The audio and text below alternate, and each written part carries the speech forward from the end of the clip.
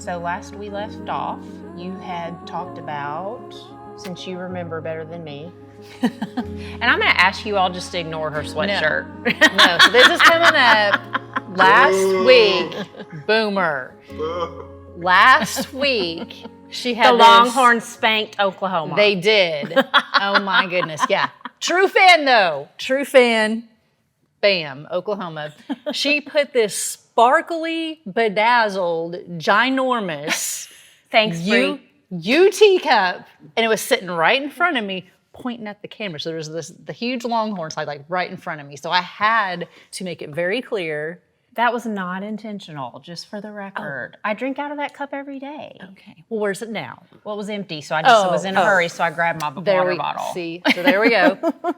Represent. Right. Here we go.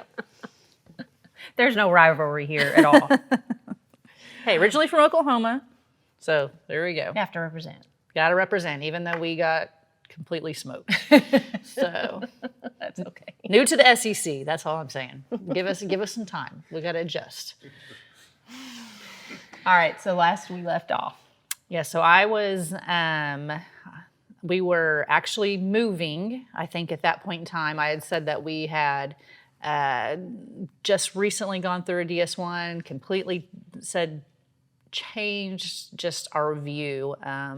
I know for me, it was a complete, 180. And it's funny because I still, at these points in time, I feel like God's like, man, I thought I hit a 180. Man, here's another 180. I mean, I don't know how you keep on hitting 180s, but that's, what God has brought me to and through, and it's been amazing to see.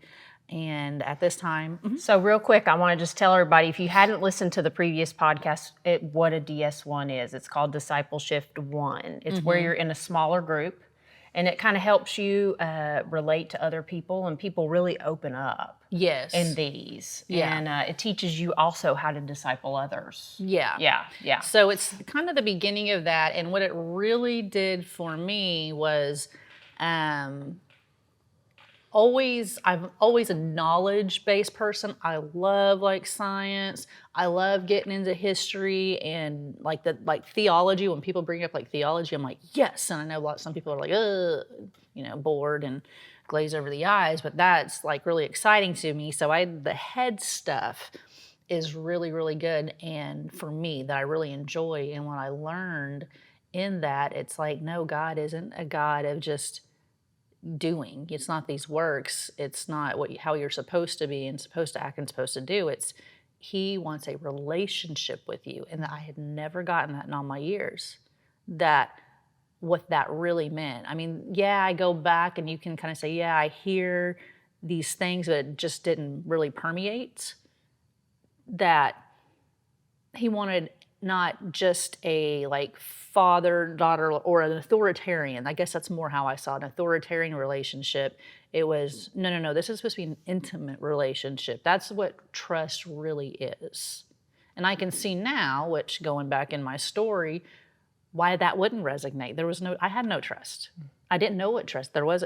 I really didn't understand what that was. And in the DS1, it was just knowing that it's an intimate relationship and getting that, it was just huge.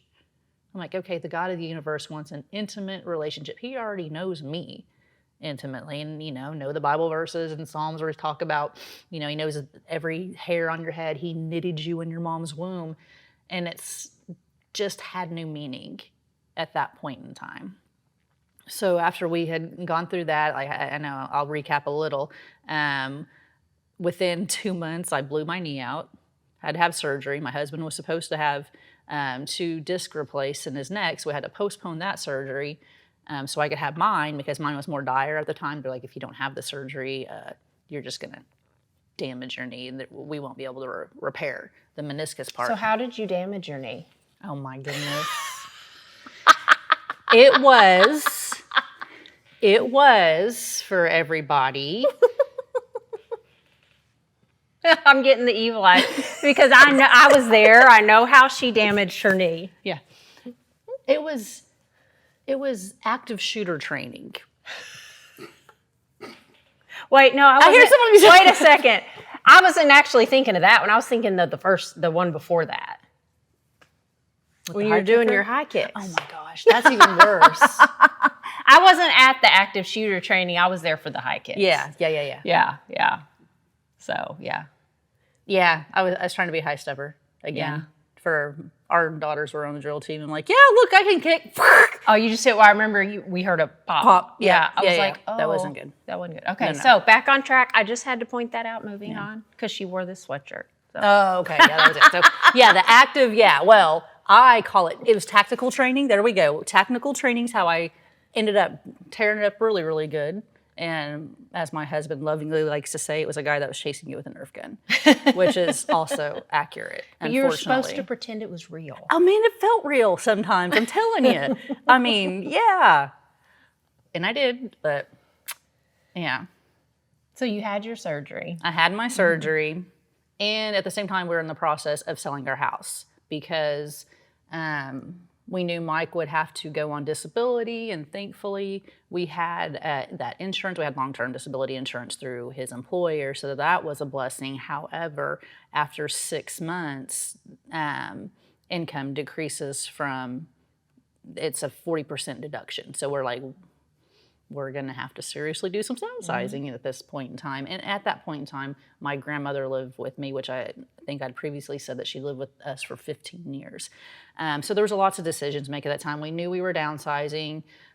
She had decided to actually move back to Oklahoma to be closer to a daughter, and she had all of her arrangements made up there, for lack of a better term, I guess. So, getting closer to the end of her life and stuff, she's like, no, this is, Mike's got all of his health stuff. I need to go back up to Oklahoma. So she moved to Oklahoma. We moved into a smaller house.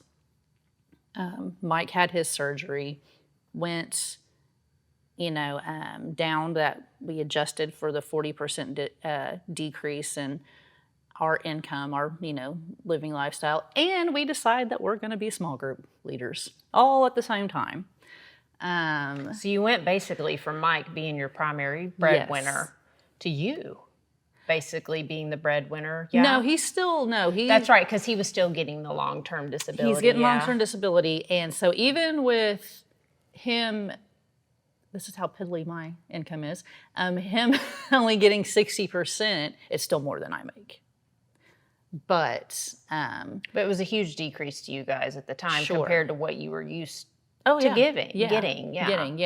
And then it's kind of funny you say that. Into giving, we had been tithing, but not at a mature rate, and at that point in time, I remember us having the discussions, obviously, where we're going to be cutting stuff, and we made the decision that we're not going to adjust our giving. We're going to give at the same rate, even though we're 40% less income.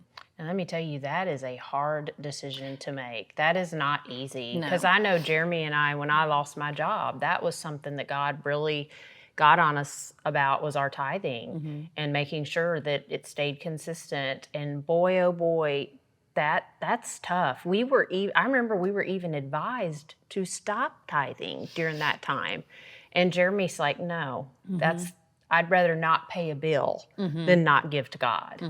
And that is not, when it comes to money and tithing, I think sometimes people think, oh, you're giving it to the church, it should be easy, but it's not. No. It is not at all. Because churches and people, still people, and you can justify in your brain, why you need it. And I'm not going to condemn anybody that has to stop giving for times of life, because but this, we felt like at that point in time, and I believe that why God did put that on our hearts is because we were too dependent on money. We were looking to money for our security, and God's moving us through a season of really trusting Him.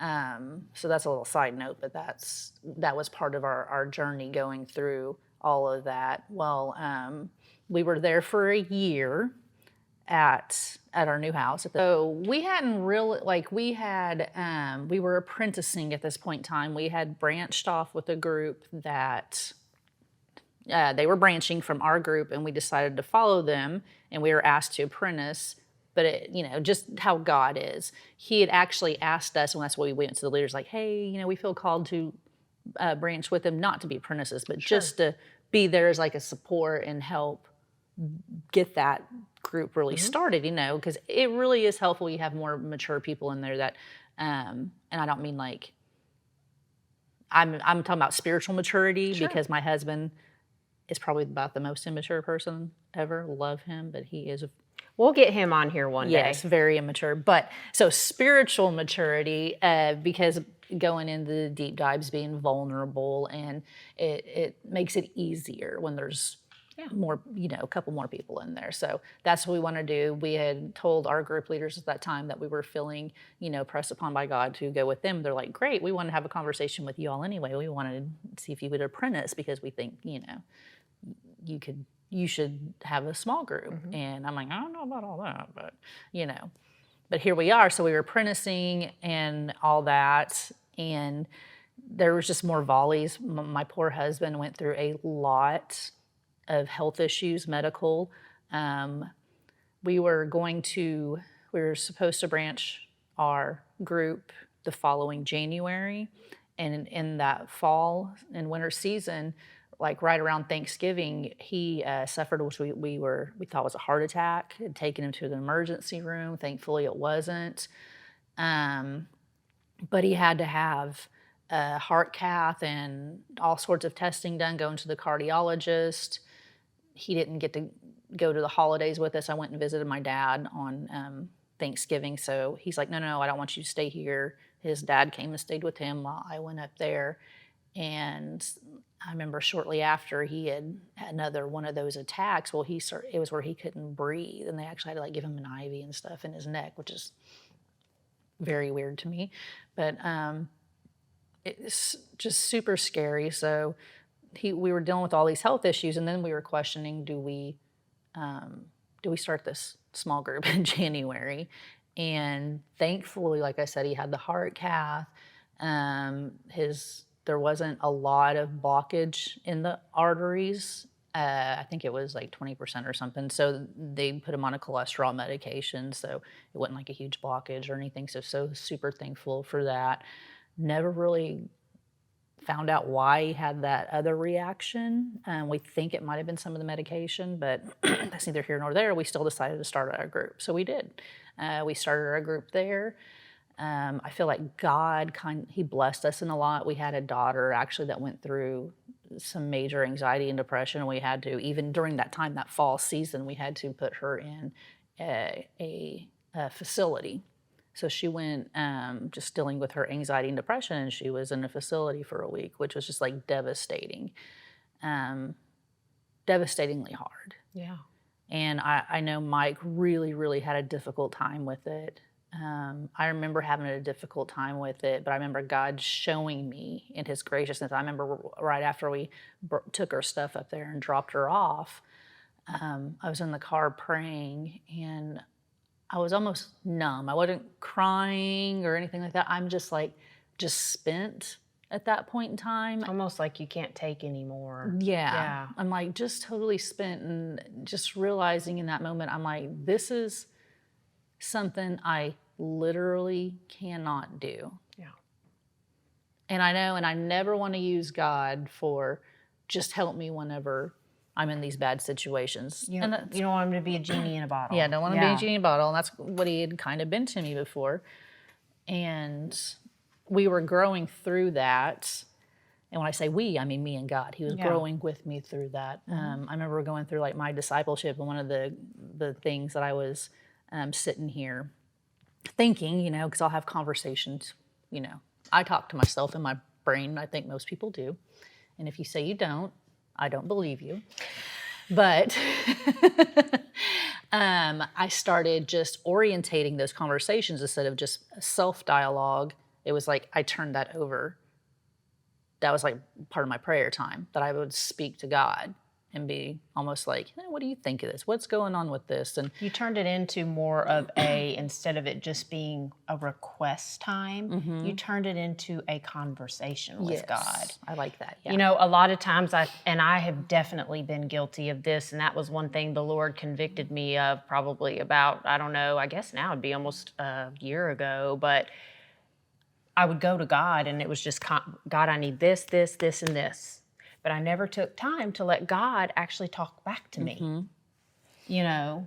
And sometimes we just need to stop talking and listening. And you were turning yours into a conversation, asking God his thoughts and what do you need to do next? And you were giving him time to respond. Yeah. And I remember very specifically, this was just a huge change in my walk. And what I love, love, love about the Holy Spirit, whenever he just gives me that information, he's that the go-between there. It's never condemning, and it's not telling me you're supposed to do this. It's always comes to me as a question, which I like. So it's for me to ponder, and I'm like, okay, you know. And I was sitting there and I was kind of going through the list of my stuff that I was doing today. I'm like, oh, you know, I can handle that. You know, let me handle this small stuff. I can do that. And then I'll talk to God about the more important things. And then I clearly feel him just ask me. He's like, not, and I want to say not audibly, I'm not hearing voices, but it's just in my, you know, heart. It's the Holy Spirit. Yes, the Holy Spirit. Uh-huh. But I hear, and the question is, so you think you can do that better than I can? And I was like, oh, no. But I had never thought about it that way. I thought like, oh, this is this is so simple and easy that I don't need to waste God's time. Right. That's how I would justify it. And no, he's like, too busy. Yeah. You know, he's got bigger things to worry about. Exactly. Yeah. So, I just never thought about it that way. And that was like a huge change in me, in my whole thinking in this whole process. And so always remembering, nope, whenever I get too much of my own hands on something and trying to do it myself, am I taking this away from God, or is this what he's wanting me to do with this? So why that was instrumental is because while I'm in the car and I'm praying after we drop our daughter off, and just completely spent, and I'm like, I can't do anything. All I can do is pray. You know, I can literally only pray, and I have to trust. I have to believe, God, that you are going to take care of her. I have to trust that. I do believe that. I do trust that. And it was like, almost like a sign of showing how great he was. There's like, it just started lightning in the sky. I mean, there was no storm going on at that time. It wasn't raining or anything. And I know there's, you know, thunder, you know, lightning clouds, but it was just all this lightning just going from cloud to cloud. And it was almost like, see my power, see how great I am. See how powerful I am. I can't handle. I will do this. It was like the signal of trust for me. Right. That he had her. He's letting you know he's got it. Yeah, I've got this. I have her. Well, you know, one thing I always forget about my children. Yes, they're my children. I birthed them, right? But they're really God's children, who God is lending them to me. And as a mother, it's hard to release your kids, you know, and say, okay, God, you've got this, because we want to, you know, protect them and hover over them and make sure nothing bad happens. Yeah. So to say to God, okay, you've got this in that situation, I know initially must have been hard, but at the same time, did you feel a peace about it? Oh, yeah. It was like almost instantaneous. It was like almost like a physical weight I could feel. He took the burden off. Yeah, the burden was gone. And not, like I said, not that it wasn't hard still or sad, but there was peace in that. I wasn't upset and distressed and you know, anxious or anything like that. There was it was a calm and a peace and a knowing that she was going to be taken care of. Be okay. So, yeah, like all three of that was happening at the same time. So all of Mike's health stuff, that happened with Samantha. And then we're going to start a small group, you know. It's always a good idea. When you're doing something for God, the devil loves to come in and throw things, hard things at you. I think, or people think that when you're doing something for God, well, everything's just going to be fabulous. Sure. And that is one thing I have learned is wrong. Because the devil wants to come in and make sure you don't do anything for God. What Satan wanted you guys to do was, there's too much going on, too many things. We can't do a small group right now. I can't, because you were dealing with a lot of things at once. And the devil wanted you to say, I'm done. I can't do this, too many things. But you and Mike took a step of faith. You put your trust in God and said, okay, God, you've got it. And you proceeded. Yeah, and part of that too was with kind of my personality and everything, I'm more of a, okay, like, all right, here's a problem. I'm a problem solver. Here's the problem. Let's fix it and let's move on. And we're going and we're going and going. And when Mike had his episode with, we thought was a heart attack, which wasn't, it was just getting him there. Well, one, convincing him to even go was an act of God itself. But got him in the car, got him to the urgent care, the emergency room area, and they're like, yeah, we're going to keep him here for testing. He's going to be here overnight and everything. So I'm like, okay, so I'm going to go back to the house and like rearrange and about how all of our kids, because again, we have 7 kids. 3 are out of the house at the time, but we have the 4, and we have 2 of our older daughters that were living here in Texas at the time.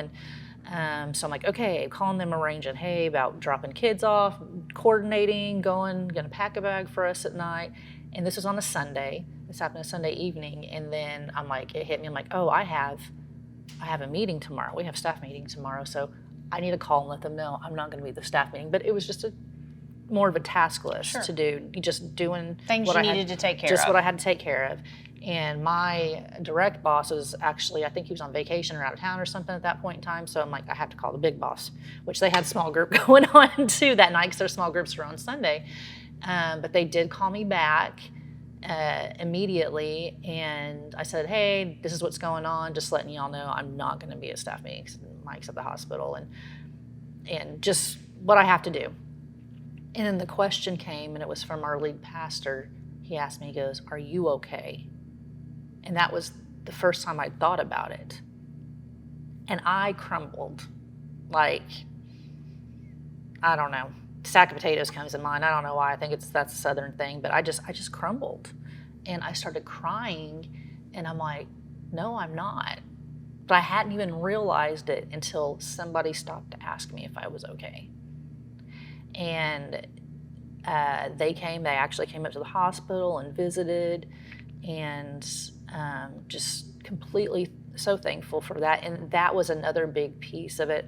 Oh, I'm not alone in this. I'm really not alone in it. And that, I think that gave us strength to move forward. So it wasn't just us, that we're just pushing, drudging through because we're supposed to drudge through for God.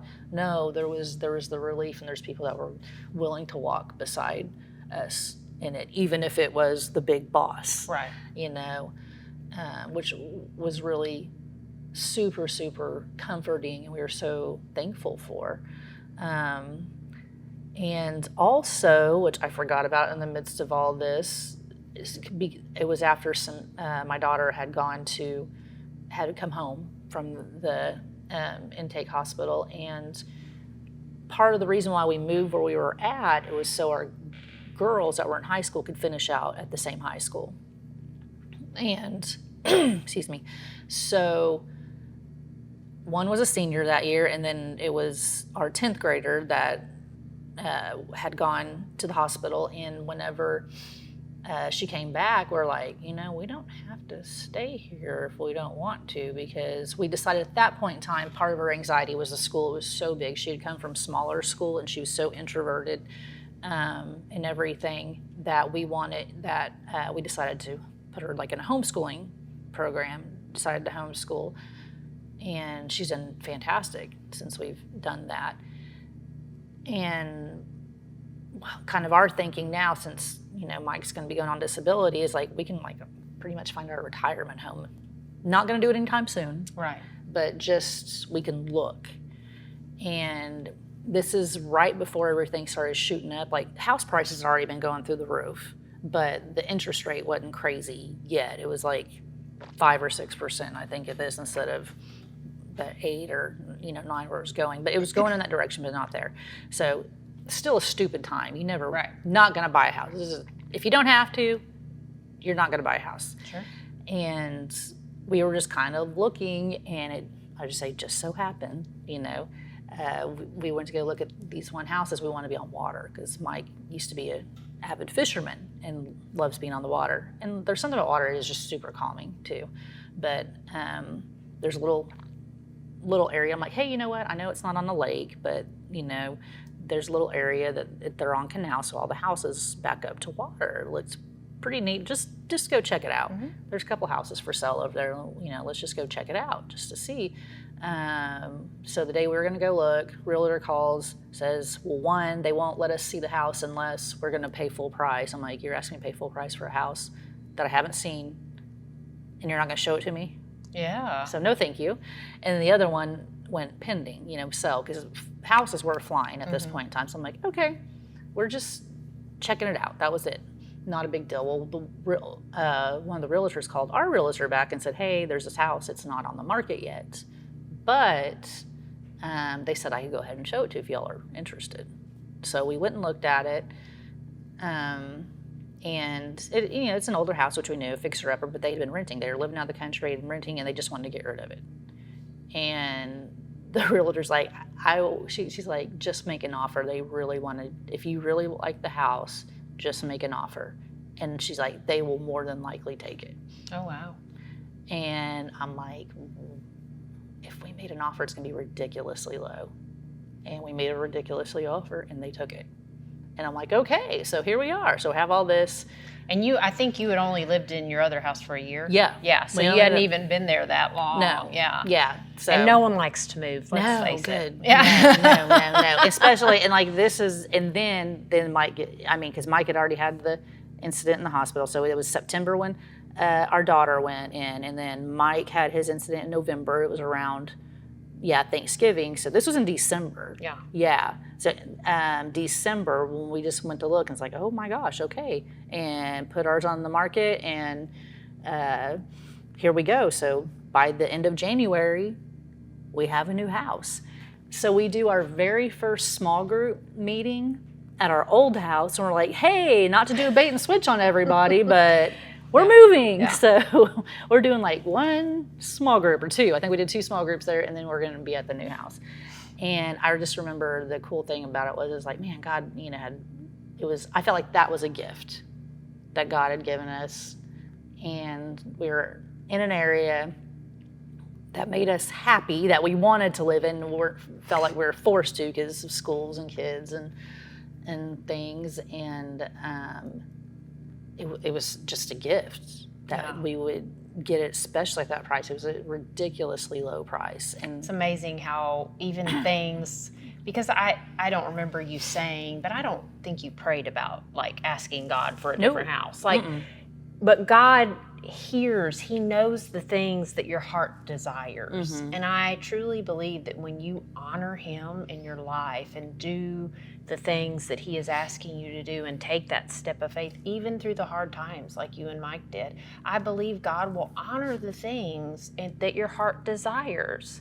And I believe that you guys were doing what God asked you to do. And for retirement, you wanted this small little thing, for Mike to be able to retire on the water. And God knew that. And He honored that for you.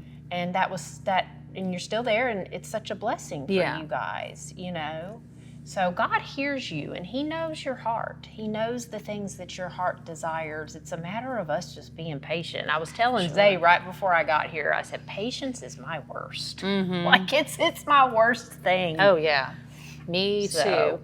And it was funny, too, because I always say God has a sense of humor. Whenever we did get the house, and this was like the most seamless transition of selling and buying a house I've ever experienced. And believe me, we've moved enough because of oil and gas, been through some moves, and it was so seamless. It was insane. Yeah.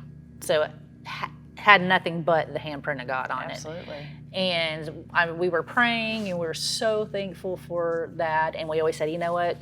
God has gifted us with this, so we're going to always have our house open and available for whatever it is that God wants us to do with it. And so we move in the end of January, and we do an event here at the end of February at the Students Ministry. It's called The Weekend. So there's host homes that host the kids for the event, because those host homes will take them throughout the weekend. That's why it's The Weekend, because it's a whole weekend event for middle schoolers. And there was the request that came like, hey, we had so many kids sign up for the weekend, we don't have enough host homes. And I'm like, I mean, didn't even cross my mind to ask Mike or just, I have to think about this. I'm like, nope, that's it. God's saying we will do it. And so we hadn't lived in our house a month, and we hosted a bunch of 8th grade girls for a weekend. And it was just such a blessing. It was so neat. And seeing those and those type of things, it's so fulfilling and all that. But it wouldn't have been even remotely on my radar for any of this if it wasn't for that intentional, intimate relationship that I was building with God. Yeah. And knowing that and understanding that, and just how completely He has just changed my mind on everything, that I thought that I had the answer for. Your relationship became not just a box to check. Mm-hmm. It became an intimate, conversational relationship with Him. Yes. It was talking and listening, and it was honoring what He's asking you to do, and He's honored you in return. And it doesn't mean that it's been easy. I know I've said that already, sure. But I want people to understand following God is not always easy. Mm-mm. He's going to stretch you. So those are the things I remember I kind of jokingly say about talking about, I know it's in the Old Testament, I can't say exactly where, but how He refines us, and it's, refines us like gold, right? Well, making gold is a horrible process. In all honesty, to get all that beauty, they melted, they put it in this hot liquid that melts metal, so it's hot, and then all the impurities float to the top, and they scoop it off, and they do it again and do it again until no more impurities float to the top, and then they form the gold into the piece of jewelry or whatever. Reminds me, I don't know, you were saying that, I'm thinking of clarified butter. That's what they do. When you melt the butter, all the impurities of the butter come to the top, and they scrape that off. And that's like the clarified, clean, butter. Yeah. I don't know what made me think of clarified butter, but... Hey, that's right. Whatever analogy it is. I don't know, you were saying that about them scooping the impurities off, and clarified butter came to mind. And then somebody with such a painful background that I have, man, that's a lot of dunking. That's all I gotta say. A lot of melting, a lot of, a lot of impurities coming to the top. And I got the kind of the same reminder last night during my devotional time, and it was in the Psalms, and it was talking about that the Word of God is like pure silver, and it's been refined 7 times. And it was just like, that's just how beautiful and pure His Word is. Yeah. And so going in this to be, just not justified, because our justification is through Jesus and atonement, and that's it, but the relationship piece, so that moving beyond my salvation to having that relationship and a closeness and being in one with God, it's a pain. It can be a painful process. Oh, man, yeah. Oh, yeah. One of the things, I don't want to jump too far ahead, but when I hear blessing, I'm like, and I hear other people use the word blessings, it's usually associated with something good happening in your life, something good that's happened in my life. Well, recent events in mine, why we took such a big hiatus from the podcast, it was a lot of not good going in my life. And I'm not obviously completely on the other side of it, but I can see that no, those things that were going on then, those were a blessing. That was the blessing, even though it wasn't good because of where the direction that, God has, the road that he's put me on and the perspective that he's given me. So I'm getting to the point, not completely there, but there's pieces of it that I am so thankful that he brought me through that I did experience that, because I would not have his understanding, his lens, that compassion, that knowledge of God if I hadn't. So that bad was my blessing. It reminds me, and I meant to read this scripture last week because it's my heart for this podcast. But everything that you were saying, and maybe that's why I didn't read it last week, because God wanted me to read it this week, because everything you were saying is what this scripture is. And it's why, it is why I invite people on here. It's 2 Corinthians 12, verse 9. But he said to me, my grace, my favor and loving kindness and mercy is enough for you, sufficient against any danger, and enables you to bear the trouble manfully. For my strength and power are made perfect and show themselves most effective in your weakness. Therefore, I will all the more gladly glory in my weakness and infirmities, that the strength and power of Christ, the Messiah, may rest, yes, may pitch a tent over and dwell upon me. That God takes our junk and he turns it to something beautiful. Hi guys, thank you for joining us today. If you are still watching with us, which we're going to continue here in a minute, please remember to like and subscribe and hit the little bell at the bottom so that way you get reminders when we have new episodes. And for those of you who've been watching, I just want to thank you from the bottom of my heart for joining us each and every week. I love you guys. Let's get back to the podcast. So, God is so good about giving, taking our hurts and turning them beautiful, and there's so much of that for you. Oh yeah. And in the process, it's not a forced thing either.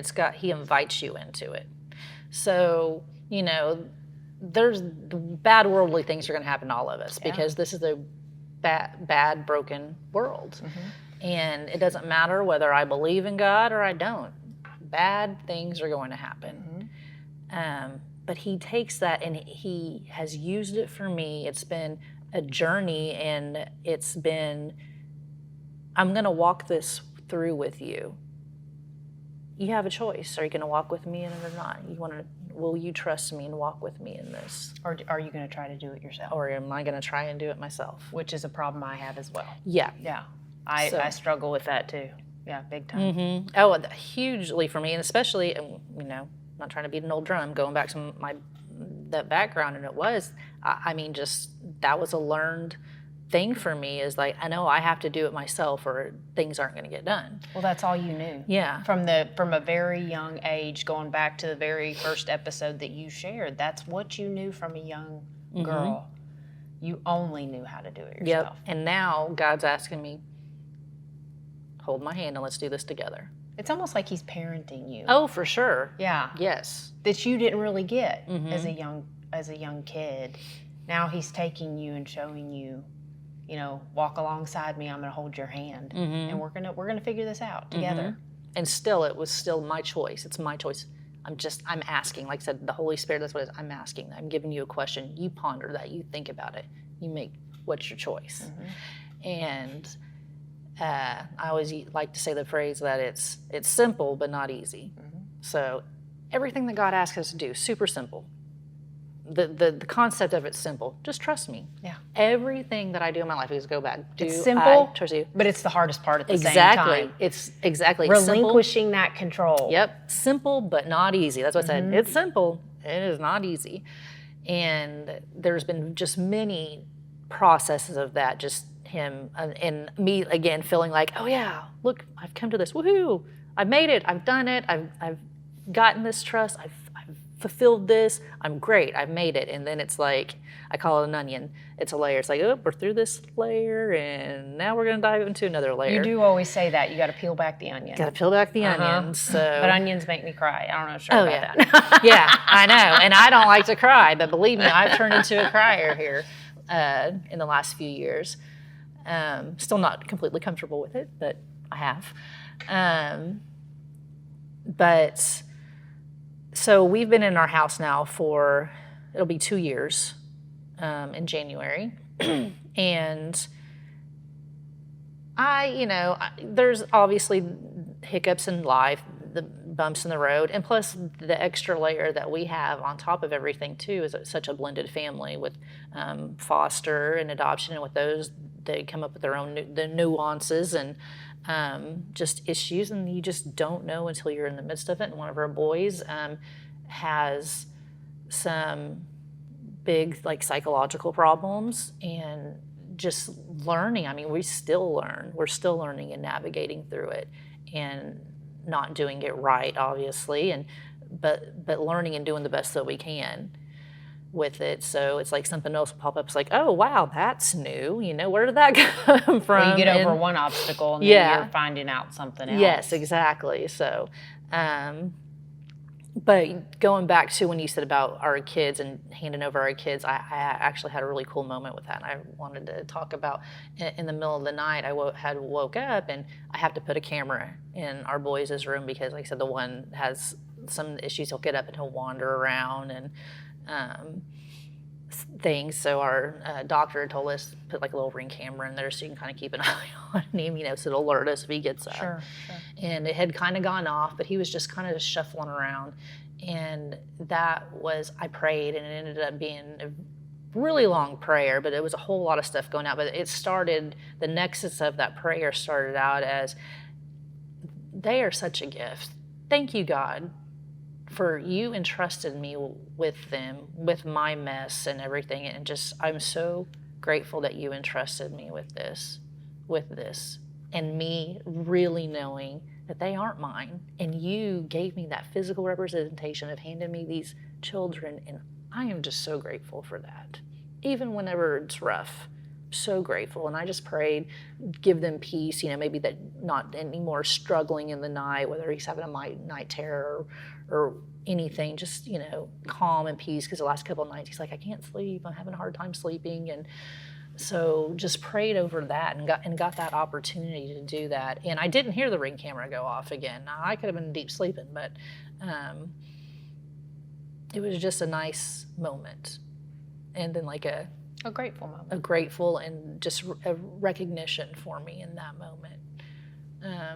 Because of the prayer was just starting off, just for him to be calm. Just please give him peace so he can sleep throughout the night. Because I know he's had a really rough time the last couple of nights sleeping. Just wanted that for him, and it ended up being more as wow, you entrusted me with him and them, and it was just very powerful for me last night.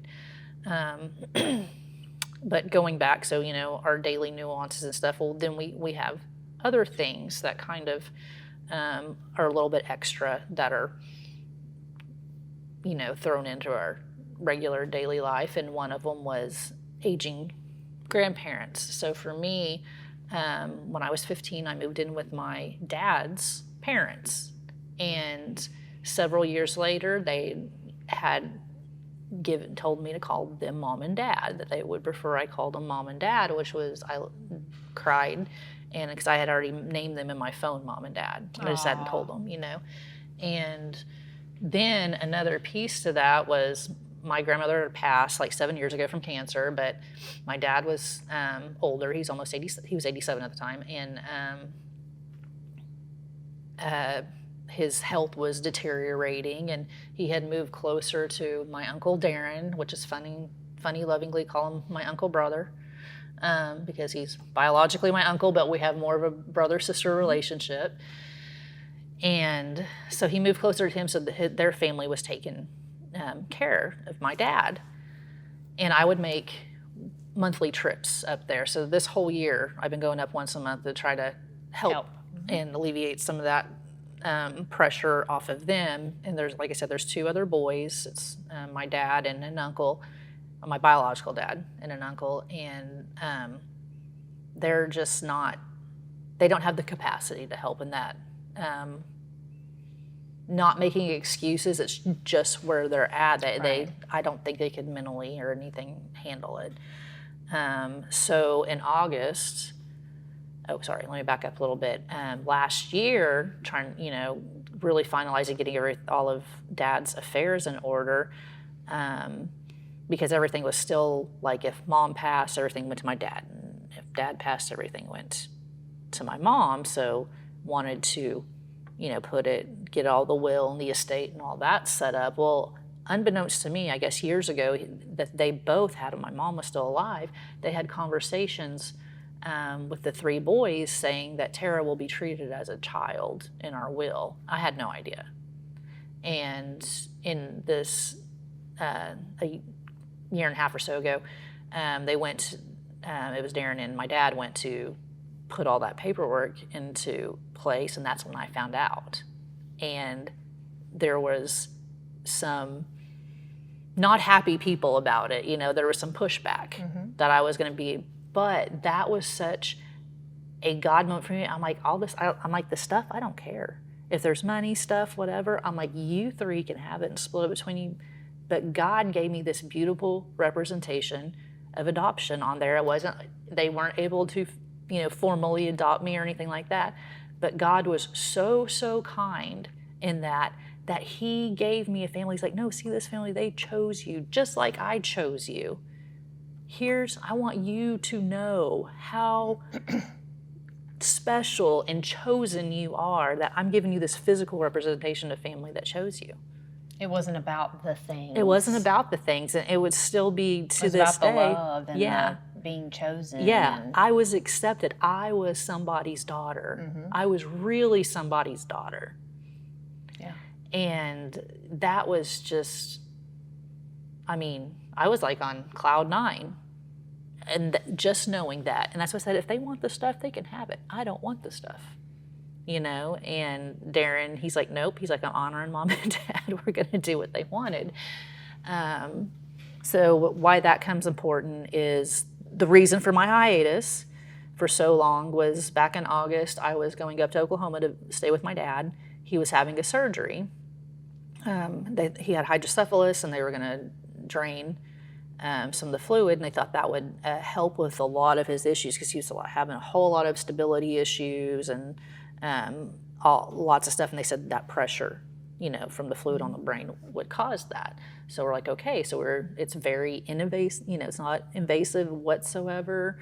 Should have been something quick and easy and be in the hospital for a couple of days and then go home. So I know we talked about it, and I'm like, I was gonna go that weekend, and I was supposed to be back for the podcast the next week.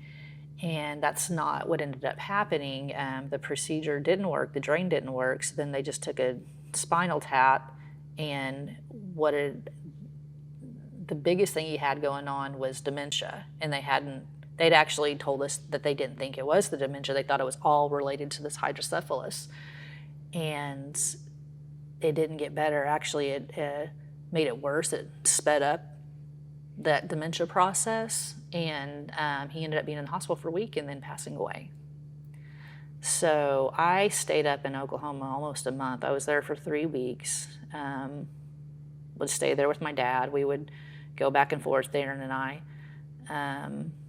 to take care of him and stay up at the hospital, and then we did all the arrangements for the funeral and everything. And that was a very stressful, long process, because again, just feeling not accepted or loved or anything. And one of these people is my biological father, and just feeling that same rejection and all of that through it. And I remember going up there as soon as that pump didn't work the first night. I'm like, oh man, I'm really gonna have to be in my Bible. And I was like, one, I didn't have really much to do anyway. I'm sitting at the hospital and stuff. So I'm like reading, listening to podcasts, doing a devotional, and then at night I'm playing this stuff that helps you go to sleep. It's an Abide app, and it plays music and reads a story and stuff like that. So I'm like, you're digging in. I'm digging in depth with all sorts of God surrounding me and everything.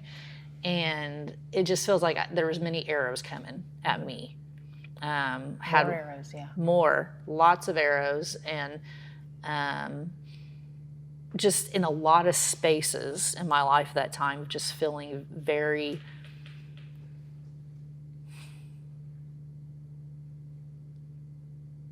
I guess, unimportant. Like I didn't have a value. And I could be easily discarded.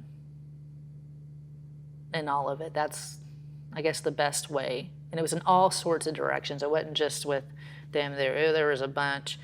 And that time, just reading with that was my sanity. That was my anchor, you know, being with God and really trying to combat that untruth.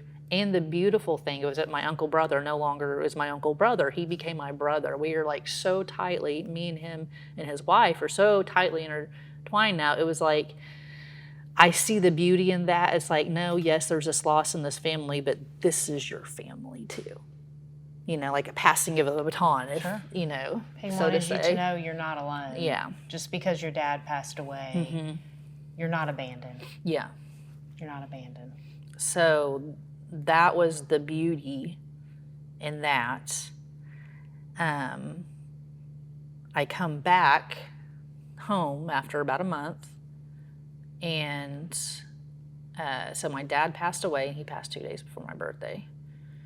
But I get a phone call from my grandmother, from my aunt, the grandmother that lived with us for 15 years, which again is another like parental figure, and she's lived with us for 15 years. So my kids, they grew up with grandma, you know. She just hadn't lived with us the past 3.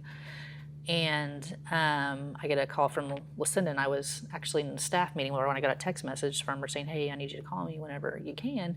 And I remember the lead pastor saying to me, he's like, you know what, we're glad to have you back. And I'm like, yeah, I'm glad to be back too after dealing with all that with my dad. And then I called, you know, my aunt right after the meeting, and she picks up the phone and she's like, hey, I just want to call and let you know, Grandma's not doing good. She's on hospice and it's going to be like any time.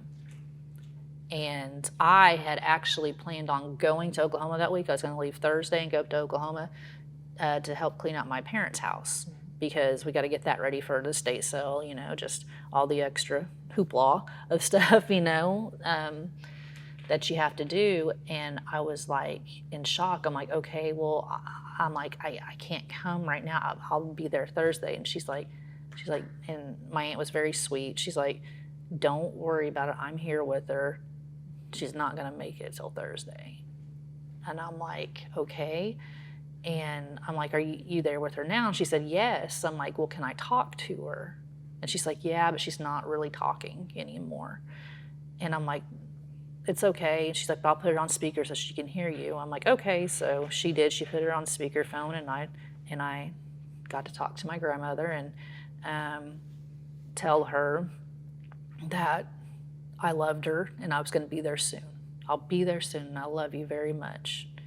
And in her gravelly voice, she wasn't talking much, she tried to respond. So it wasn't really legible what she said, but she was trying to talk back. And my aunt started crying. She's like, that's the most she's talked in like 24 hours. She heard you. She heard you, and she's like, I need you to know that she was telling you that she loved you back. And I just got off the phone, and I'm just like, I collapsed. I cried. And I mean, again, I'm not a crier, and I'm here at the church. I'm in the foyer, and I'm like uncontrollably crying. And I think it all hit me at the same time, because again, putting on that box, like just that dutiful, like I have to duty to do this. I've got to, you know, got to make sure Dad's comfortable. What did he want? He wanted this, the comfort measures only. Okay. Trying to get a schedule of who's going to be at the hospital, because we are not leaving him alone. He's, you know, and then making the arrangements for the funeral. And then, okay, what's our next step? We got to sell the house. We got to get the stuff out, you know, how are we going to split it? Blah, blah, you know, all that. So it was just do. So until that had happened with my grandmother, so this is 3 weeks. They died 3 weeks apart. They ended up passing away 3 weeks apart.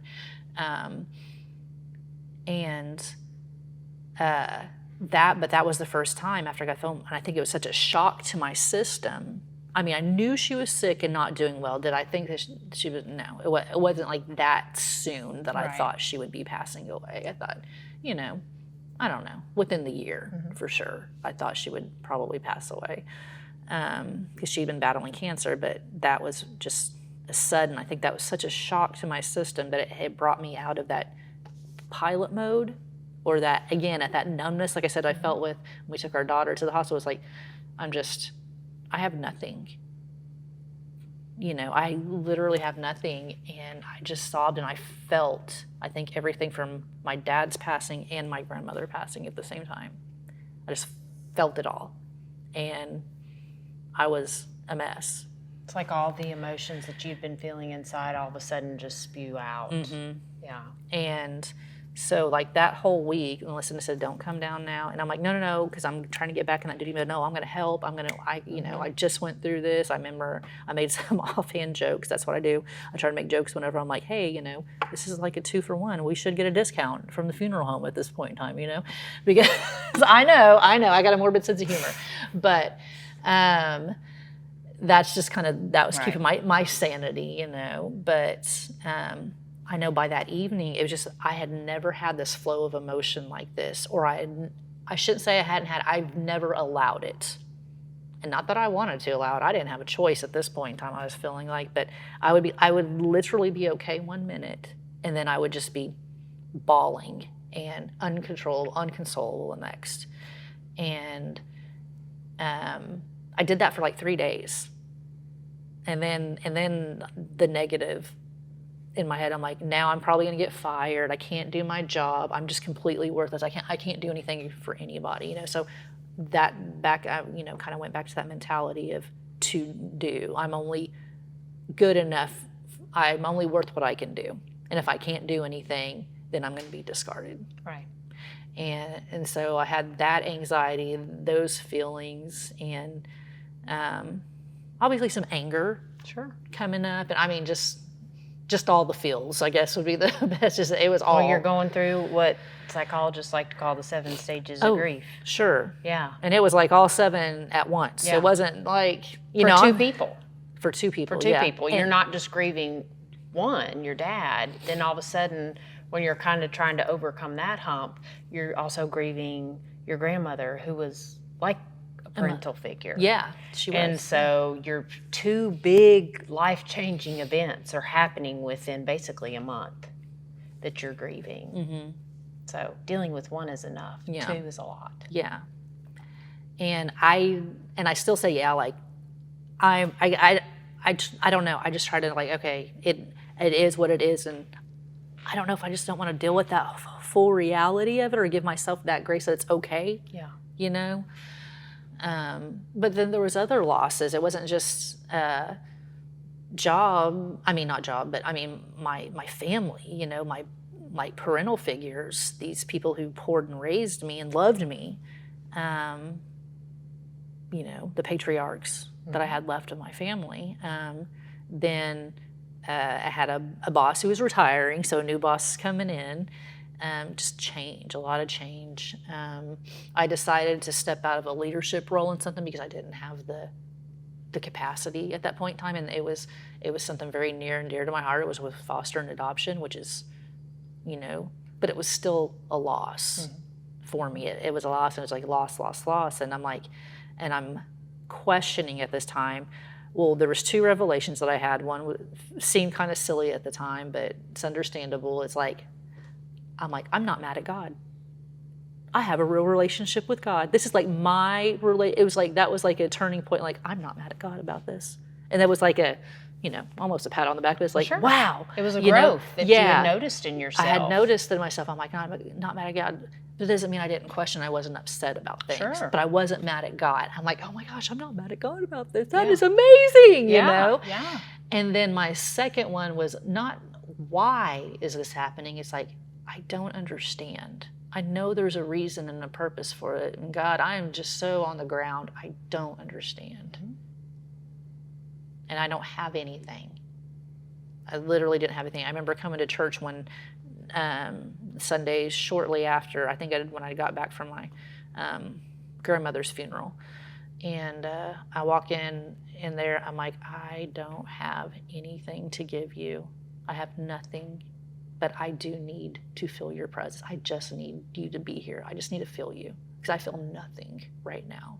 And not that God was separated from me. It was just, I just think the burden and the of all the emotion and everything that was going on, and that was it. And that was the only thing. I'm like, God, I just need your presence. And he showed up.